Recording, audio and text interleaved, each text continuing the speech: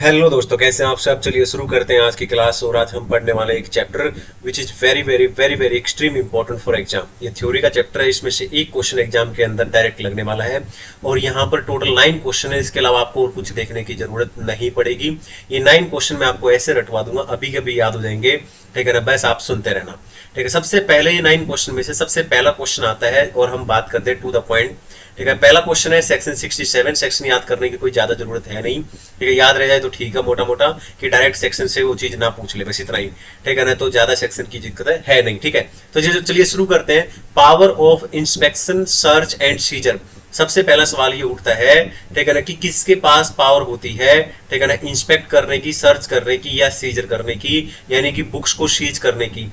ठीक है, तो यहां पर ये पावर किसके पास है, तो यहां पर बताया गया है कि जो ज्वाइंट कमिश्नर होता है ना, ठीक है ना, उससे नीचे का अधिकारी नहीं होना चाहिए। Not below the rank of joint commissioner. ठीक है ना, not below the rank of joint commissioner मतलब ज्वाइंट कमिश्नर हो सकता है या उससे ऊपर का रैंक का अधिकारी हो सकता है, जिसके पास स्ट्रॉन्ग रीजन होना चाहिए। रीजन टू बिलीव क्या होने चाहिए। ये 4 नंबर का क्वेश्चन है, बस ये 4 पॉइंट आपको याद करने हैं और ये अभी आपको याद हो जाएंगे। ठीक है, पहला पॉइंट कैसे, पहले 2 पॉइंट कैसे याद करेंगे, देखो देखो देखो इसके अंदर कैसे करेंगे। सप्रेस वर्ड से याद रखेंगे। सप्रेस क्या सप्रेस कर रहे हैं यहाँ पे, सप्रेस एनी ट्रांजेक्शन। और यहाँ पे क्या सप्रेस हो रहा है, स्टॉप। वैसे इतना ध्यान रख लेना है। तो पहली बार जब आप याद करेंगे तो इस वर्ड को याद करेंगे। उसके बाद आईटीसी चैप्टर से याद कर लेंगे इसको कि भाई आईटीसी की बात हो रखी है। उसके बाद कॉन्ट्रावेंशन, हर जगह पे लिखा रहता है ये वर्ड, कॉन्ट्रावेंशन कॉन्ट्रावेंशन कॉन्ट्रावेंशन। तो इस तरीके से 4 वर्ड आपके हो जाते हैं, 2 सप्रेस, ठीक है ना, और 2 यहां पर, एक आईटीसी से और एक कॉन्ट्रावेंशन से। तो चलिए बात करते हैं सबसे पहले सप्रेस एनी ट्रांजेक्शन। और ये ट्रांजेक्शन किसकी है, ऑफ, या तो सप्लाई ऑफ गुड्स की है या सप्लाई ऑफ सर्विस की है। या सप्रेस क्या, स्टॉक किसका, गुड्स का, स्टॉक ऑफ गुड्स। सप्रेस किसका, स्टॉक ऑफ गुड्स। बोलो क्लियर है। यहाँ पे आईटीसी, अगर आईटीसी क्लेम हुआ है एक्सेस में, ठीक है ना, आईटीसी क्लेम हुआ है एक्सेस में, ये होगा। और कॉन्ट्रावेंशन मतलब कोई भी प्रोविजन, ठीक है ना, any provision of the act to evade tax, मतलब चोरी करने के लिए, टैक्स की चोरी करने के लिए कोई भी प्रोविजन क्या किया गया है, कॉन्ट्रावेंट किया गया है। तो ये हो गया पहला क्वेश्चन। आई होप क्लियर है। Very very very very important. एक ही क्वेश्चन इंपॉर्टेंट एग्जाम के लिए, यहाँ पे कोई ऐसा क्वेश्चन नहीं होगा जो फिजूल का क्वेश्चन मैंने लिया है। दूसरा क्वेश्चन कैसे याद करेंगे, आइए इसके बारे में बात करते हैं और दूसरे क्वेश्चन की बात करते हैं। मान लेते हैं एक मूवी आपने देखी होगी अजय देवगन की, जिसमें वो क्या करता है, रेड डालता है, ठीक है, कहीं पे, है ना। तो मान लेते हैं अजय देवगन ने रेड डाली। चलिए उस मूवी की स्टोरी हम एक छोटी सी अपने पास से बना लेते हैं, ठीक है ना। और क्या पूछा है इसके अंदर, basic requirement to be observe during the search. ये कहता है कि मान लेते हैं सर्च होती है तो उसके अंदर कुछ बेसिक रिक्वायरमेंट है। वो बेसिक रिक्वायरमेंट क्या होती है वो हमें पता होना चाहिए, बस उस कहानी से आपको तुरंत याद हो जाएगा। उसमें क्या है, देखिए मान लेते हैं सबसे पहले अजय देवगन को पता चला कि जो गुंडा है ना, ठीक है ना, उसके वहां पर उसने सर्च करने के लिए वो गया कि चलो भाई ठीक है सर्च करना। तो जैसे ही वो जाएगा वहां पर, वो गुंडा कहेगा हाँ किसने भेजा तुम्हें, आईडी कार्ड दिखाओ, कौन हो तुम। तो आईडी कार्ड दिखानी पड़ेगी उसको, ठीक है ना। उसके बाद वो अपना सर्च वारंट दिखाएगा कि देखो तुम्हारे खिलाफ सर्च वारंट है। और कोई लेडीज वेडीज ना हो वहां पे, घर के अंदर सर्च कर रहे हैं गोदाम के अंदर, तो लेडी ऑफिसर भी साथ में लेके जाएगा वो, है ना। ओके, ये बात होगी, क्लियर है। अब आगे चलते हैं।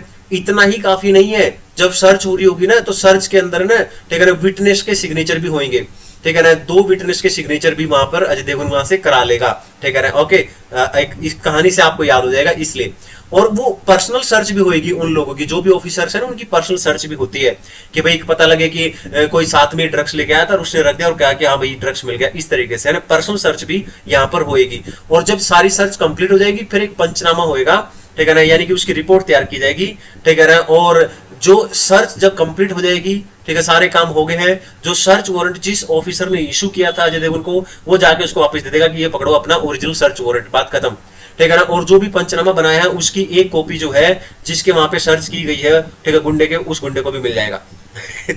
चलिए आगे चलते हैं। और ये आपको याद हो गया होगा बिल्कुल आसानी से, ठीक है। आगे चलते हैं। अब ये क्वेश्चन आता है question number 3, which is also every question is very important for exam. ठीक है, यहाँ पे बोला गया है कि जो सर्च वारंट लेके आया है अजय देवगन, उसके अंदर कौन कौन से कंटेंट होने चाहिए। 7 चीजें उसके अंदर लिखी होनी चाहिए। सर्च वारंट जैसे ही वो लेके आएगा ना, उस सर्च के अंदर एक डेट लिखी रहेगी, किस डेट पे वो सर्च इशू की, मतलब सर्च वारंट किस डेट पे इशू किया है, जिस ऑफिसर ने उसको दिया है। बड़े ऑफिसर ने जिस जो अजय देवगन को जो दिया है कि भाई ये लो ये सर्च वारंट है उसके खिलाफ, गुंडे के खिलाफ, तो वो सर्च वारंट किस डेट को इशू किया गया है, किस प्लेस पे इशू किया गया है, इवन उस पे सीरियल नंबर भी होता है, किस ऑफिसर ने किया है, वो जिस ऑफिसर ने किया उसका नाम क्या है, उसका डेजिग्नेशन क्या है, ठीक है ना। और इतना ही नहीं, कौन सा वायलेशन है जिसके अंदर सर्च कर रहे हैं, और प्रीमाइसिस कौन सी है जहां पे सर्च करना है, ये सारी बातें यहां पर लिखी रहेंगी। कहानी आपको एकदम कंप्लीट होगी, यही सारी बातें यहां पर लिख रखी है। आगे बढ़ जाते हैं, क्वेश्चन नंबर 4 पे आ जाते हैं। एकदम आसान लगेगा आपको, चैप्टर लगेगा कि कुछ है ही नहीं। अब यहाँ पे क्वेश्चन नंबर 4 पे आ जाते हैं। Safeguard provided for in respect of search and seizure. मान लेते हैं देखो गुंडा है, तो गुंडा तो कुछ ना कुछ लोगों को तो जानता ही होगा ना, मूवी की बात कर रहा हूं मैं, ठीक है।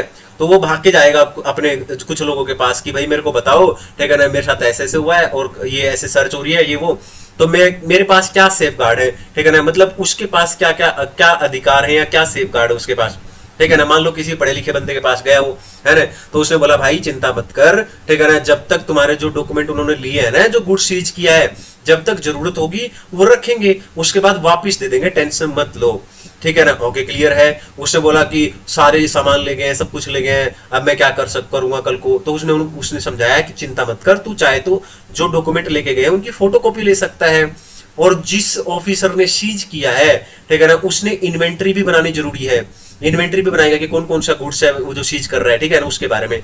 इसके अलावा इतना ही नहीं है, ठीक है ना, एक नोटिस भी इशू किया जाएगा, ठीक है ना। और अगर ये नोटिस 6 महीने के अंदर अंदर नहीं दिया गया, ठीक है ना, तो क्या होगा, वो जो गुड्स सीज किया गया है वो गुड्स वापिस, ठीक है ना, करना पड़ेगा। हालांकि इस नोटिस को एक्सटेंड कर सकते हैं जस्टिफाइड ग्राउंड के ऊपर अगले 6 महीने के लिए, इस तरीके से। अब मान लो गुंडा कहता है कि यार गुड्स मेरा तो खराब होने वाला गुड्स है, पेरिशेबल गुड्स है या खतरनाक गुड्स है, इस तरीके का गुड्स है, तो इमीडिएटली जैसे ही उस गुड्स को सीज किया गया है, इमीडिएटली क्या कर दिया जाएगा, उसको डिपार्टमेंट बेच देगा, ठीक है ना, और जो भी पैसे वैसे वसूल करने होंगे वो जो भी चीज रहेगी वो हो जाएगी, ठीक है। आगे चलते हैं। अब एक और क्वेश्चन बहुत ज्यादा इंपॉर्टेंट, ठीक है ना, इसके ये सेक्शन 71 क्या कहता है कि कौन कौन से ऐसे रिकॉर्ड है, ठीक है ना, जो कि मतलब सर्च रिकॉर्ड मेंटेन करने की बात हो रही है कि कौन कौन से रिकॉर्ड यहाँ पर, ठीक है ना, सर्च में क्या क्या डॉक्यूमेंट मांग सकते हैं, मतलब सर्च में रिकॉर्ड की क्या क्या रिक्वायरमेंट है, कौन कौन से डॉक्यूमेंट मांग सकते हैं। देखो, एक तो क्लास 11th में जो 2 चैप्टर पढ़ते थे हम, अगर याद है आपको, एक तो था ट्रायल बैलेंस का चैप्टर और एक था फाइनल अकाउंट।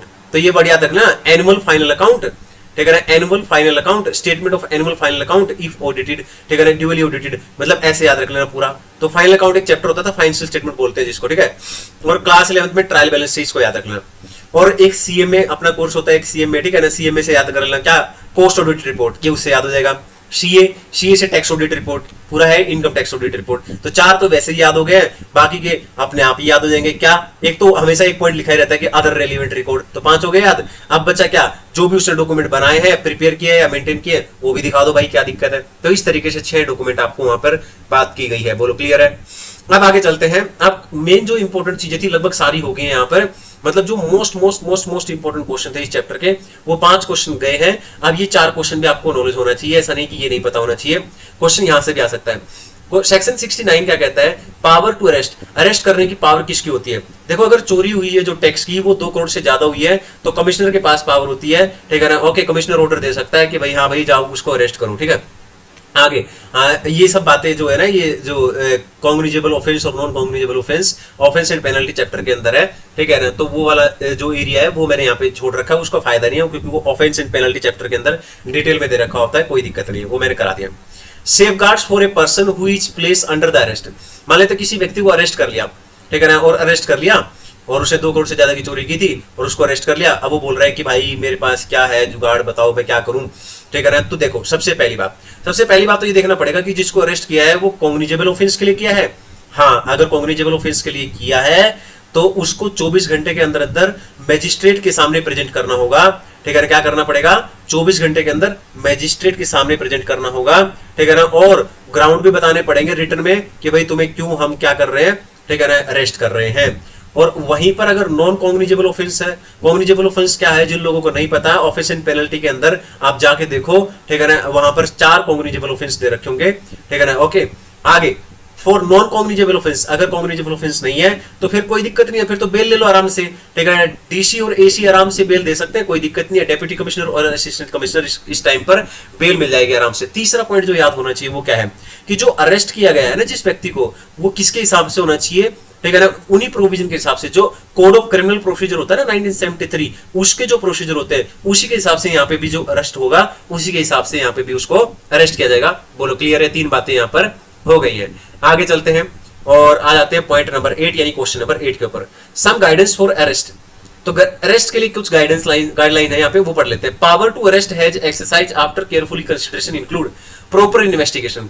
देखो जब भी हम कोई किसी को अरेस्ट करते हैं तो प्रॉपर इन्वेस्टिगेशन करके ही करेंगे ना, ठीक है ना। और आगे चलते हैं इन्फ्लुएंसिंग विटनेस, उसको जल्दी से जल्दी अरेस्ट कर लो, पता लगे कि बाहर है और विटनेस को धमका रहा है, कुछ कर रहा है ना। टेम्परिंग विद एविडेंस, और एविडेंस के साथ छेड़छाड़ ना कर दे, जल्दी अरेस्ट करो उसको। टू प्रिवेंट द, ठीक है ना, एब्सकॉन्डिंग, ठीक है ना, इसका मतलब होता है भाग भुग ना जाए कहीं, उसको जल्दी से क्या करो, अरेस्ट करो। इंटेंट टू इवेट ड्यूटी, ठीक है ना, इज एविडेंट, ठीक है ना, intent to evade duty is evident. अगर हमारे पास सबूत है कि हमें लग रहा है कि भाई, ठीक है ना, वो चोरी कर सकता है और चोरी कर सकता है, जल्दी जल्दी उसको पकड़ो। तो ये पॉइंट हो गए।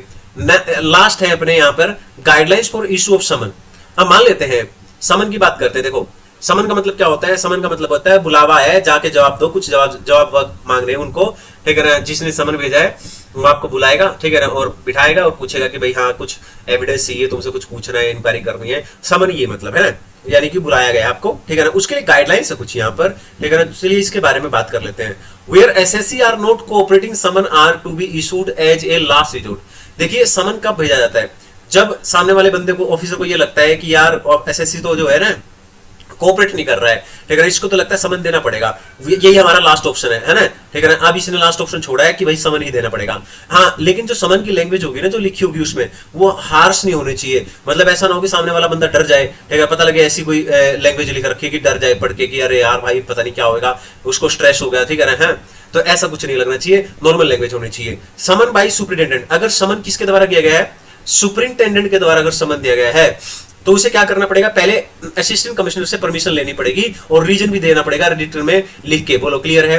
अगर फॉर ऑपरेशनल रीजन, अगर जो समन दे रहे हैं वो ऑपरेशनल रीजन की वजह से दे रहे हैं, ठीक है ना, और ये पॉसिबल नहीं है कि रिटर्न में जो परमिशन ले सके हम लोग एसी से, तो कोई बात नहीं, आप ओरली या टेलीफोन पे भी परमिशन ले सकते हैं। In case of senior management officials, मान लो कि कोई सीनियर मैनेजमेंट है जैसे सीईओ वगैरह, सीएफओ वगैरह, बड़े अधिकारी हैं, ठीक है ना, तो ऐसा नहीं है कि आप डायरेक्ट पहले ही उसमें आप डायरेक्ट समन भेज दोगे, ठीक है ना, ऐसा नहीं है। Not generally be issued summon at first instance, ठीक है, यही बोला गया है यहाँ पर। टॉप अधिकारी को ऐसा नहीं डायरेक्ट आपने समन भेज दिया, ठीक है। ये थे सारे क्वेश्चन नंबर 9, एकदम से आसान चैप्टर, आपको एकदम 2-3 बार इसको रिवीजन कर लेना, अभी याद हो जाएगा। ये बस कहानियां याद रखनी है। चलिए आज के लिए इतना ही। आई होप आपको पसंद आया होगा, वीडियो को लाइक करेंगे,